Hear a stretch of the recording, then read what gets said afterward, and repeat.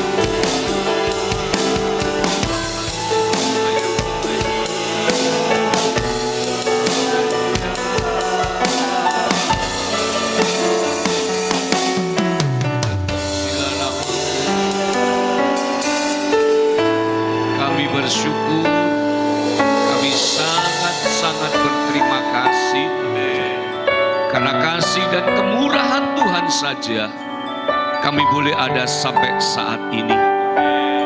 Bahkan secara khusus buat jemaat Tuhan yang ada di GPTI Sola Gracia, Kau masih memberikan kami kesempatan di tahun ini untuk boleh kembali memperingati Natal, berbicara tentang kasih dan pengharapan yang Tuhan nyatakan dalam kehidupan kami.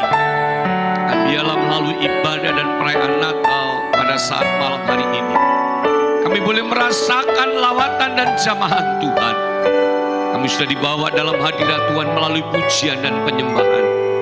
Dan kami yakin Engkau ada bersama kami. Karena ketika kami memuji dan menyembah Tuhan, Tuhan bertahta di atas pujian kami. Dan Tuhan akan terus melanjutkan karya-Mu melalui firman Allah yang akan kami dengar sebentar Tuhan. Urapi kami semua, urapi hamba-Mu. Bila setiap perkataan itu boleh menjadi berkat buat setiap kami. Dan kami yakin di dalam firman-Mu selalu ada jawaban buat kami. Terpujilah nama-Mu, Tuhan memberkati hamba-hamba-Mu yang sudah melayani dalam pujian penyembahan. Tuhan terus pakai mereka lebih hari lebih indah. Terima kasih Tuhan Yesus. Kami siap diberkati oleh firman-Mu. Dalam nama Tuhan Yesus, sama-sama kita katakan amin. Berikan tepuk tangan dulu buat Tuhan yang luar biasa. Puji Tuhan saudara. Seperti tema yang diberikan kepada saya, kasih dan pengharapan. Saya mencoba untuk mengambil ayat di Yohanes 3 ayat 16 saudara. Mari kita buka. Dari apa yang diberikan tema itu, saya ajak Bapak Ibu untuk merenungkan ayat dari Yohanes 3 ayat 16. Ya, ini ayat yang sangat populer dan tentunya mungkin sudah hafal semua, tapi kadang-kadang lupa gitu ya. Yohanes 3 ayat yang ke-16. Mari kita baca sama-sama. 1, 2, 3.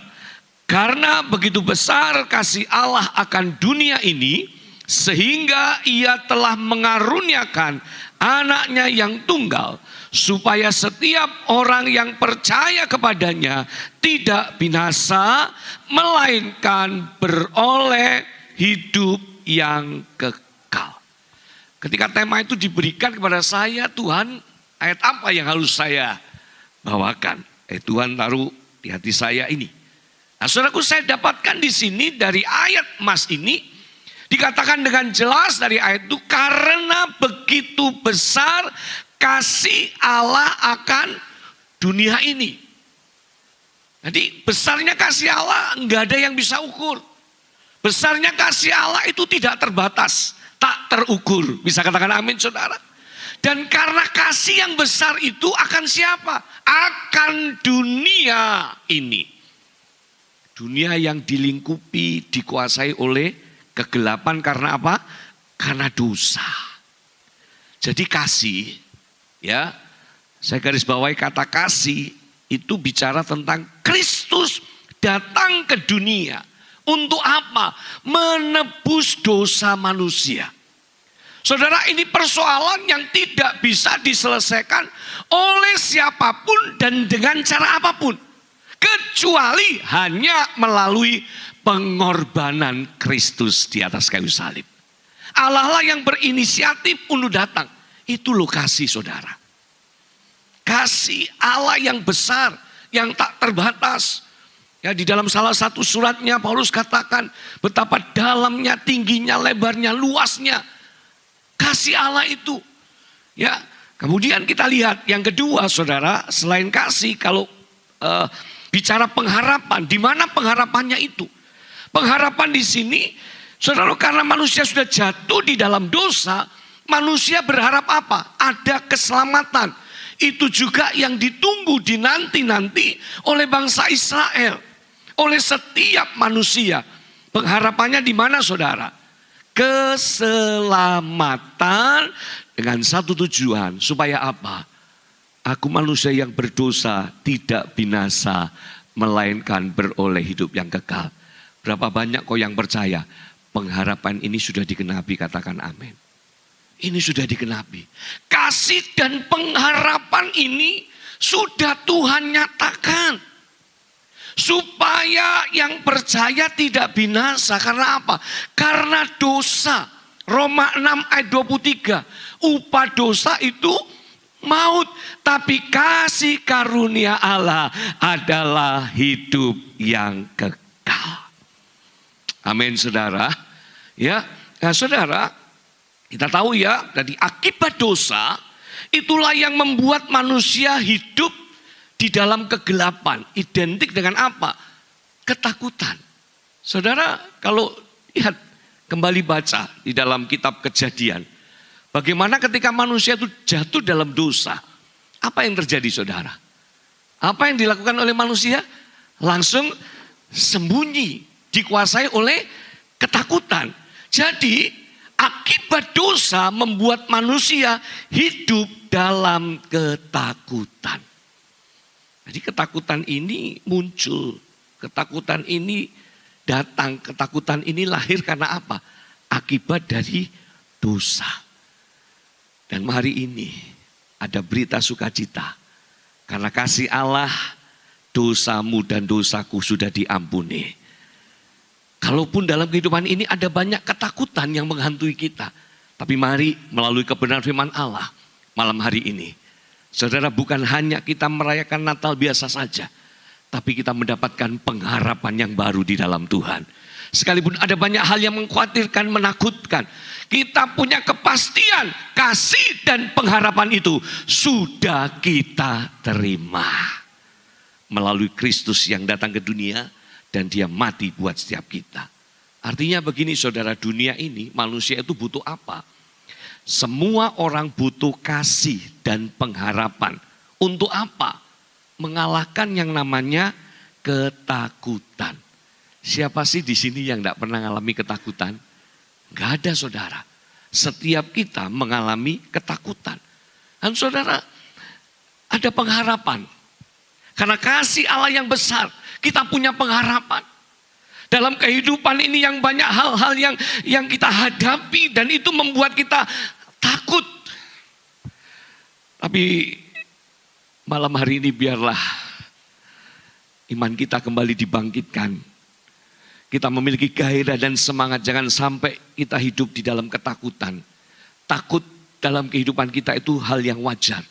Tapi yang Tuhan inginkan, saudara dan saya tidak hidup di dalam ketakutan. Coba kita lihat satu ayat dulu, berbicara tentang ketakutan ini. 1 Yohanes 4 ayat yang ke-18. 1 Yohanes 4 ayat yang ke-18. Kalau sudah dapat, mari kita baca sama-sama. 1, 2, 3. Di dalam kasih tidak ada ketakutan. Kasih yang sempurna melenyapkan ketakutan. Sebab ketakutan mengandung hukuman. Dan barang siapa takut, ia tidak sempurna di dalam kasih. Saudara, kasih Allah sudah kita terima. Amin, saudara. Ya, kasih Allah sudah kita terima yang percaya. Kita tidak lagi takut untuk apa? Binasa. Kenapa? Karena kita percaya. Siapa yang percaya tidak akan binasa, tapi beroleh hidup yang kekal. Bisa katakan amin, saudara. Ini saudara, engkau harus punya pengharapan ini. Kalau kita sudah ada di dalam Kristus, saudara, karena kasih itu maka tidak ada lagi ketakutan. Kasih yang sempurna kalau kita benar-benar percaya, benar-benar punya pengharapan kepada Tuhan. Ya, aku bisa takut sesuatu terjadi, takut. Tapi ketika engkau punya pengharapan, engkau punya keyakinan, kalau sakit Tuhan sanggup sembuhkan. Kalau punya masalah Tuhan sanggup selesaikan. Katakan amin, saudara. Bahkan kita nggak tahu apa yang terjadi tahun depan. Banyak berita, banyak prediksi, banyak ramalan. Jangan-jangan juga masih suka pergi ke peramal ini, enggak ya? Ya, kita percaya hari esok kita ada di tangan Tuhan. Katakan amin. Nah ini saudara, kita harus betul-betul hidup di dalam kasih itu. Supaya apa? Kita betul-betul punya pengharapan. Nah, nanti kita akan lihat itu, saudara. Pengharapan kita di dalam Tuhan itu tidak mengecewakan. Tapi mari saya ajak saudara untuk lihat. Ketika peristiwa Natal, saudara pernah enggak saudara renungkan? Malaikat itu sibuknya luar biasa. Ya, ada panitianya Pak Gem. Natal ada panitianya? Oh, bersama. Pasti sibuk toh? Lalu Natal? Ya, Natal sibuk itu Alkitabiah saya rasa, saudara. Kenapa? Saudara coba lihat ya nanti. Ketika kelahiran Yesus datang ke dunia, saudara, malaikat itu sibuk. Malaikat itu muncul di mana-mana. Untuk apa? Mempersiapkan kedatangan Tuhan Yesus ke dunia. Ya, muncul di sini, muncul di sana, muncul di sini. Untuk apa? Tujuannya cuma satu. Mempersiapkan kedatangan Tuhan ke dunia. Dan saya bersyukur kalau jawabannya bersama. Jadi jemaat gak ada yang nyantai. Semua sibuk dengan sukacita menyambut Natal. Dan saya percaya saudara terima berkat Natal malam hari ini. Sibuk. Sibuk saudara. Dan ini ada malaikat yang sibuk. Muncul di mana-mana. Dan coba nanti saya akan bawa saudara lihat kemunculan malaikat itu dengan pesan yang sama. Karena apa yang dihadapi manusia, Tuhan tahu yang dibutuhkan oleh manusia. Ya, coba kita lihat yang pertama, kemunculan kepada Sakaria. Siapa Sakaria itu? Ya, kita tahu semua Sakaria adalah orang tua dari Yohanes Pembaptis. Coba kita lihat sekarang di Injil Lukas. Injil Lukas, ya, Sakaria adalah ayah dari Yohanes Pembaptis, saudara. Saya ajak saudara untuk lihat pasal 1 di dalam Injil Lukas. Kita membaca ayat 11 sampai ayat yang ke-13. Ya, saya bacakan. Maka tampaklah kepada Sakaria seorang malaikat Tuhan berdiri di sebelah kanan mezbah pembakaran ukupan. Melihat hal itu, ia, katakan sama-sama saudaraku, terkejut dan menjadi takut. Tetapi malaikat itu berkata kepadanya, 3:4, jangan takut hai Sakaria, sebab doamu telah dikabulkan dan Elisabet istrimu akan melahirkan seorang anak laki-laki bagimu dan haruslah engkau menamai dia Yohanes. Ayat 17, dan ia akan berjalan mendahului Tuhan dalam roh dan kuasa Elia untuk membuat hati bapa-bapa berbalik kepada anak-anaknya dan hati orang-orang durhaka kepada pikiran orang-orang benar, dan dengan demikian menyiapkan bagi Tuhan suatu umat yang layak baginya. Menjadi perintis jalan bagi Tuhan Yesus, saudara. Ya, ini kemunculan kepada siapa? Sakaria. Yang ada hubungannya dengan kedatangan Yesus yang pertama kali, kelahiran Yesus ke dunia. Malaikat menyampaikan pesan kepada Sakaria bahwa istrinya akan melahirkan anak. Dan dikatakan dengan jelas anaknya itu akan berjalan mendahului Tuhan. Dan yang menarik buat saya, saudara, sepertinya apa yang diharapkan, apa yang dinantikan itu mustahil. Ya, sampai-sampai ketika Sakaria sudah dengar itu, karena Tuhan rupanya takut, saudara. Ya, Sakaria dibuat bisu katanya, saudara. Ya, karena dia merasakan hal ini mustahil, gak masuk akal. Baru ketika Yohanes lahir, kembali dia bisa bicara. Tapi saudaraku, yang menarik buat saya ini, sekalipun yang kita harapkan, sekalipun mungkin yang kita pikirkan, itu dikatakan sudah tidak mungkin, tidak masuk akal. Malam hari ini pesan Natal, jangan takut. Amin, saudara. Jangan takut. Nah, setelah itu kita lihat sekarang, saudara, kemunculan malaikat itu kepada Maria. Kita sekarang lihat maju lagi di di pasal yang sama. Sekarang kita lihat di ayat yang ke-28, ya. Ayat yang ke-28. Coba baca sama-sama. Ketika malaikat itu masuk ke rumah Maria, ia berkata, salam hai engkau yang dikaruniai, Tuhan menyertai engkau. Maria terkejut mendengar perkataan itu, lalu bertanya di dalam hatinya, apakah arti salam itu? Kata malaikat itu kepadanya, jangan takut hai Maria, sebab engkau beroleh kasih karunia di hadapan Allah. Terkejut, kaget, kenapa? Ya, nanti kita akan lihat latar belakang dari semua yang didatangi malaikat itu kaget, terkejut. Kenapa? Selama 400 tahun Tuhan gak ngomong apa-apa, sunyi. Makanya ketika sesuatu terjadi, mereka terkejut, kaget. Tapi luar biasa. Setiap kemunculan malaikat kepada orang-orang yang sudah Tuhan pilih dan tetapkan untuk dipakai menjadi alatnya, Tuhan selalu katakan, jangan takut. Amin, saudara. Berapa banyak kau yang percaya engkau adalah orang-orang pilihan Tuhan. Tuhan pun katakan kepada saudara, jangan takut. Amin.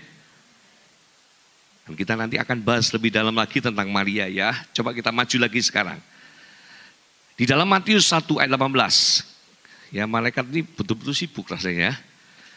Sana, sini saudaraku, ya, sibuk ya untuk mempersiapkan kedatangan Yesus itu.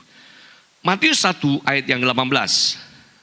Ini kemunculan kepada siapa, saudaraku? Kepada Yusuf, saudara, ya. Ayat 18. Kelahiran Yesus Kristus adalah seperti berikut.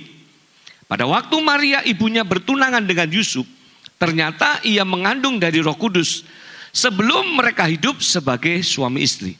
Karena Yusuf suaminya seorang yang tulus hati dan tidak mau mencemarkan nama istrinya di muka umum, ia bermaksud menceraikannya dengan diam-diam. Tetapi ketika ia mempertimbangkan maksud itu, malaikat Tuhan nampak kepadanya dalam mimpi dan berkata, Yusuf, anak Daud, janganlah katakan engkau takut mengambil Maria sebagai istrimu, sebab anak yang di dalam kandungannya adalah dari Roh Kudus. Ayat 21, ia akan melahirkan anak laki-laki dan engkau akan menamakan dia Yesus, karena dialah yang akan menyelamatkan umatnya dari dosa mereka. Saudara tangkap pesan yang sama. Bagi Yusuf, aduh gimana ya. Dia berniat dengan diam-diam meninggalkan Maria tunangannya. Saudara, dalam keadaan seperti itu hati yang aduh rasanya gimana gitu ya. Tapi saudara coba lihat, orang yang tulus hatinya itu pasti diperhatikan oleh Tuhan. Saudara, kalau tulus hatimu, Tuhan tahu. Dan Tuhan pasti datang memberikan kekuatan dan penghiburan. Apa dikatakan? Jangan takut. Untuk mengambil keputusan, bertindak, melangkah. Ambil Maria sebagai istrimu. Ada resiko. Tapi ada pengharapan. Karena anak yang dikandung ini adalah juru selamat. Luar biasa saudara. Yang terakhir saudara, kemunculan yang keempat adalah kemunculan pada para gembala. Coba lihat kembali di Injil Lukas. Kita kembali di Injil Lukas. Ya saudara ya. Matius, Lukas, balik Lukas, Yohanes lagi ya. Ya ini saudara. Ya. Lukas 2. Sekarang kita lihat Lukas pasal 2. Ya, Lukas 2 ayat 8 sampai ayat 11. Saya bacakan demikian. Di daerah itu ada gembala-gembala yang tinggal di padang menjaga kawanan ternak mereka pada waktu malam. Tiba-tiba berdirilah seorang malaikat Tuhan di dekat mereka dan kemuliaan Tuhan bersinar meliputi mereka. Dan mereka sangat ketakutan. Lalu kata malaikat itu kepada mereka, katakan sama-sama, 1, 2, 3. Jangan takut, sebab sesungguhnya aku memberitakan kepadamu kesukaan besar untuk seluruh bangsa. Hari ini telah lahir bagimu juru selamat, yaitu Kristus Tuhan di kota Daud. Saudara, kita lihat pesan yang sama hadir pada para gembala yang ada di padang rumput. Dalam keadaan yang sunyi, sepi. Mereka menjaga kawanan ternaknya di waktu malam. Tiba-tiba malaikat muncul. Apa yang terjadi? Mereka juga terkejut dan takut saudara. Tapi dalam keadaan seperti itu, malaikat Tuhan langsung katakan, jangan takut. Ada kabar sukacita, ada kesukaan besar. Siapa yang hari ini rasanya mengalami rasanya hati yang sunyi, sepi, tidak tahu persoalannya kenapa, penyebabnya apa. Tapi biarlah pesan Natal malam hari ini kau tangkap dan menjadi kekuatan buat saudara. Ada pengharapan, jangan takut. Hari ini telah lahir bagimu juru selamat, yaitu Kristus Tuhan di kota Daud. Dan segera para gembala itu berangkat, ya saudaraku. Berangkat untuk menyaksikan apa yang terjadi. Nah saudara, saya simpulkan di sini bahwa semua kemunculan itu membawa satu pesan yang sama. Yaitu katakan sama-sama, itu suaranya orang yang masih ketakutan saudara. Semua kemunculan terhadap 4 orang yang saya sebutkan tadi, semua pesannya sama adalah sekarang ngomong kanan kiri, jangan takut. Sampean gak ngerasa ya masalahku sing gede, tapi ini pesan Tuhan, jangan takut. Haleluya. Haleluya. Jadi kelahiran Yesus Kristus ke dunia sebagai juru selamat, dia dan hanya dia yang mampu menyelamatkan kita. Ini kasih, jaminan buat setiap kita. Keselamatan sudah kita terima. Dan kita punya pengharapan. Kita beroleh hidup yang kekal. Bisa katakan amin saudara. Ada jaminan buat setiap kita. Jika hidup kita yang penuh dengan dosa sudah ditebusnya sehingga saudara dan saya dilayakkan. Bahkan dikatakan dalam Yohanes, kita diberi kuasa menjadi anak Allah yang percaya. Kita juga diberi hak, dilayakkan untuk menerima kerajaan Allah. Berapa banyak kok yang percaya, apalagi jika hanya berbicara mengenai persoalan dalam kehidupan kita di dunia, Tuhan sanggup untuk menyelesaikannya. Ini persoalan yang besar yang tidak bisa diselesaikan, Tuhan sudah selesaikan. Apalagi persoalan-persoalan dalam hidup kita. Coba saudara baca di dalam Roma 8 ayat 32. Kasih Allah sudah dibuktikan, kasih Allah sudah kita terima. Seringkali pergumulan orang percaya di sini, saudara. Ya, ketika sesuatu terjadi seperti sudah tidak punya harapan, tidak punya gairah, tidak punya semangat, jangan saudara. Coba kita lihat Roma pasal 8 ayat yang ke-32.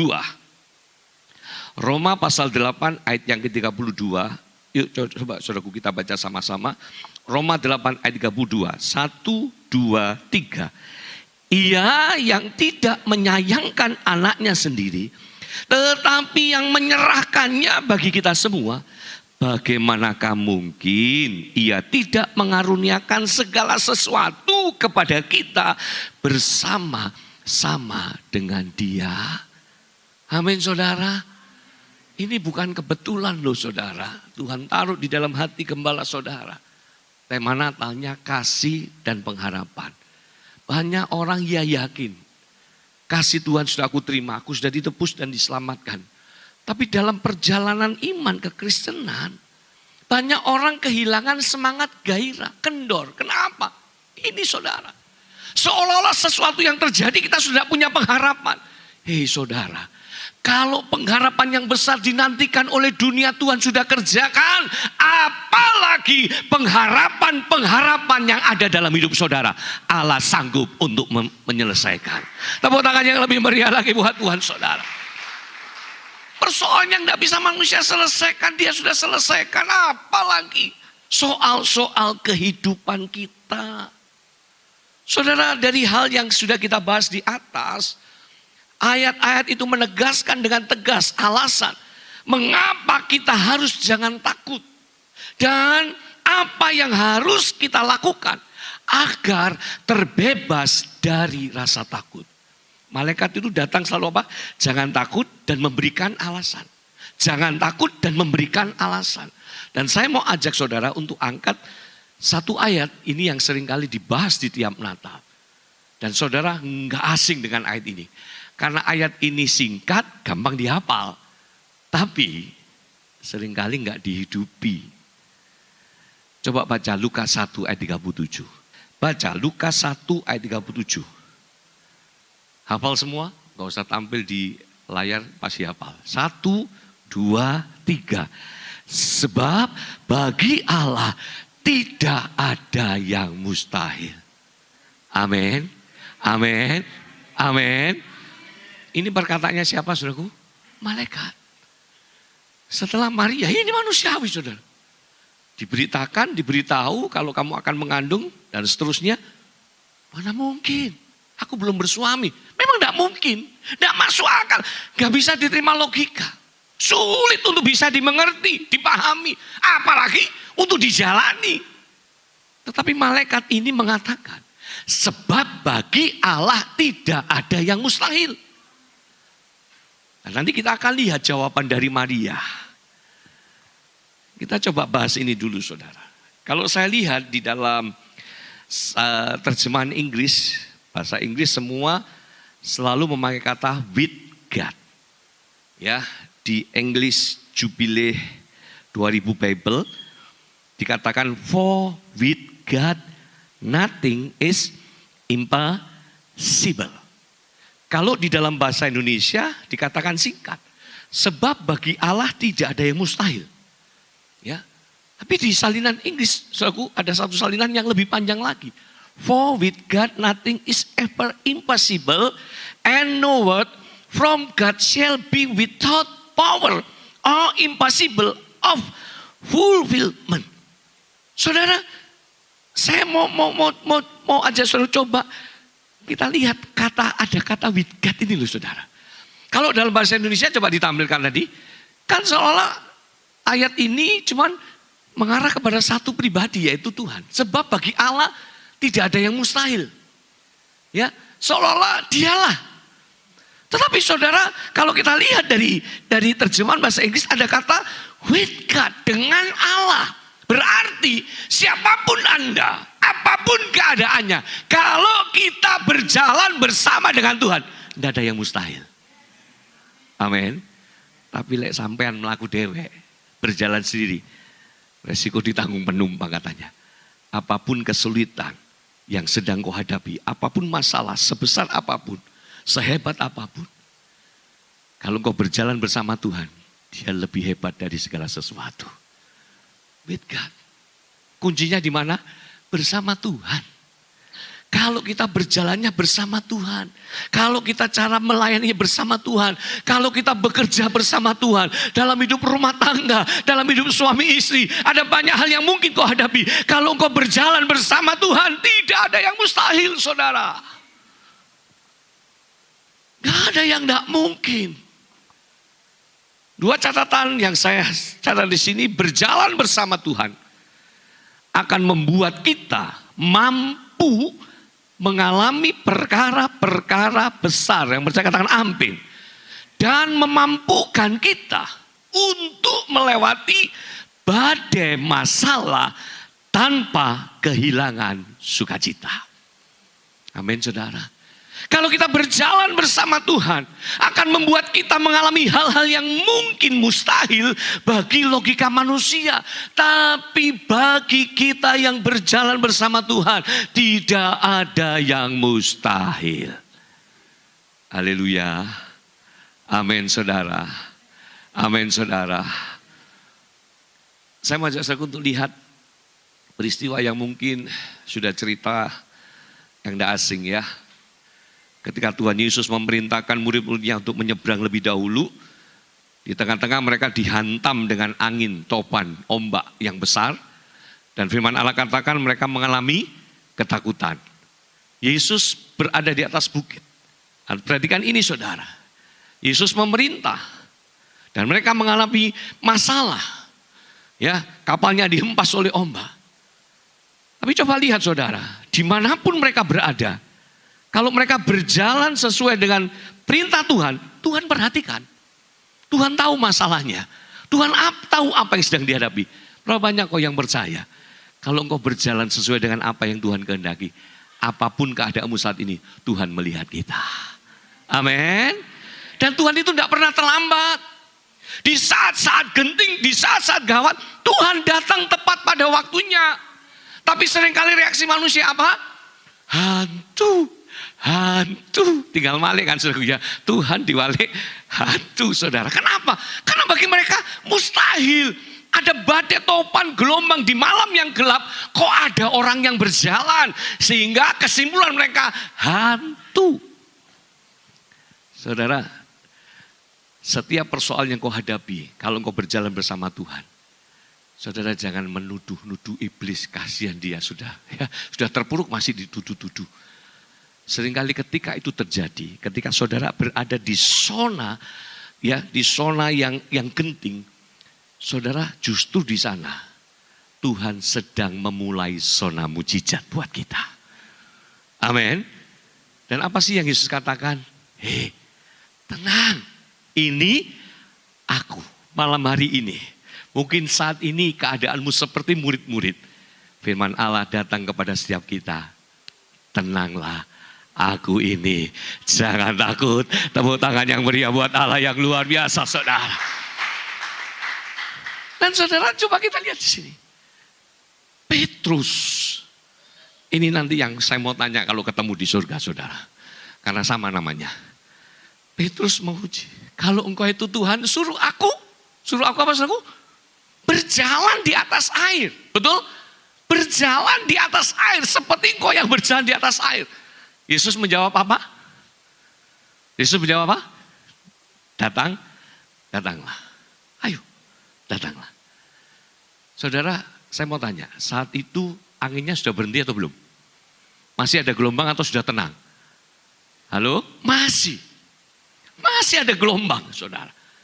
Dan ketika Petrus fokusnya mendengar apa yang Yesus katakan, Petrus keluar dari perahu, pertanyaannya, Petrus berjalan gak di atas air? Halo? Mosok berjalan nggak? Berjalan. Saudara yakin Petrus berjalan? Sekarang pertanyaannya, kenapa Petrus bisa berjalan di atas air? Karena fokusnya kepada apa yang Yesus katakan. Kemudian apa yang terjadi? Setelah dia bisa keluar dari atas, keluar dari perahu dan mulai berjalan di atas air, firman Allah katakan mulai dirasakannya hembusan angin, mulai tolak-toleh, fokusnya berubah. Makanya apapun yang terjadi tetap fokus kepada Yesus. Saudara akan alami keajaiban. Itu loh saudaraku, for with God nothing impossible.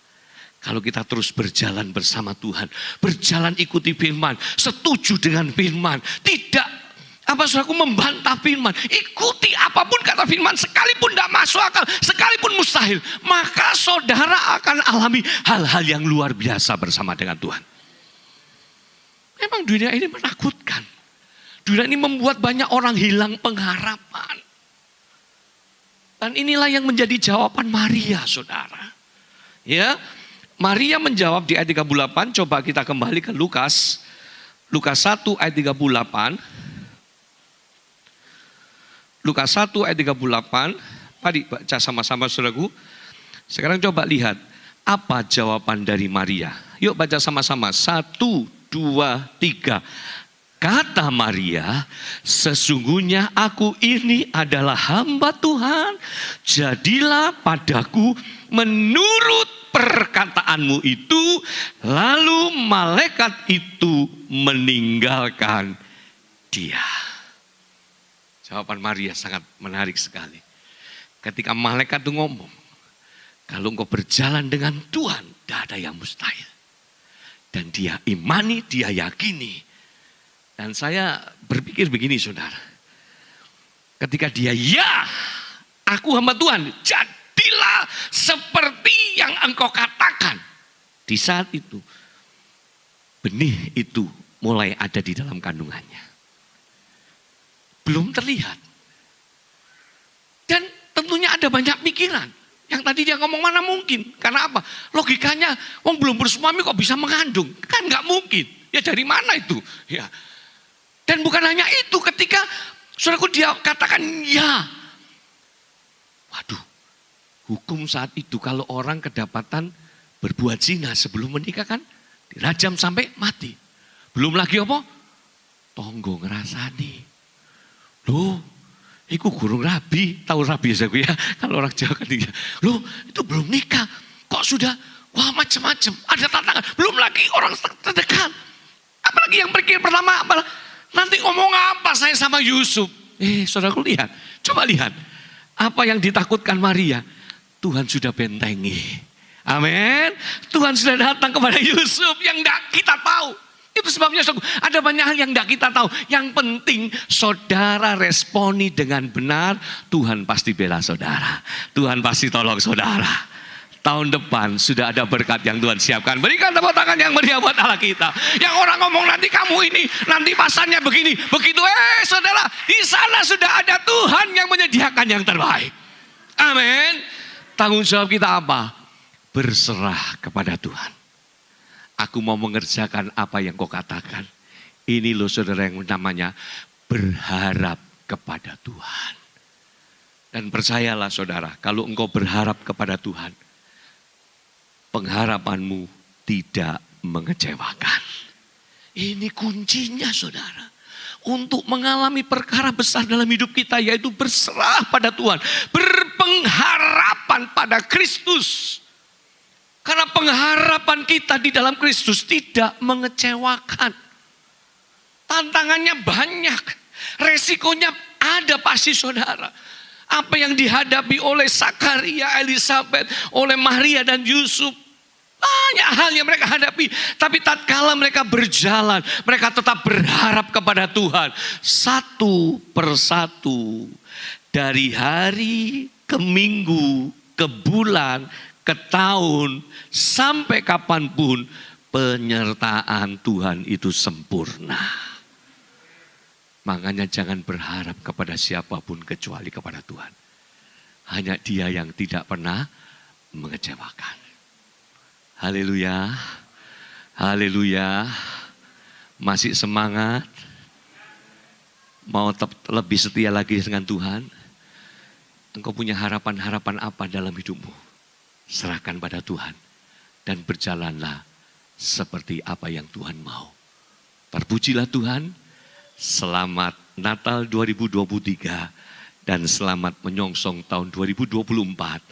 Pengharapanmu di dalam Tuhan pasti ada jawaban.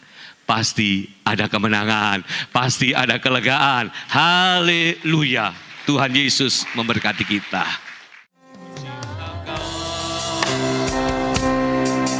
Rahmat-Nya abadi hidupmu di dalam tanganmu. Sejak pagi terbangun sampai ku termari, ku nyanyi kebaikan Tuhan.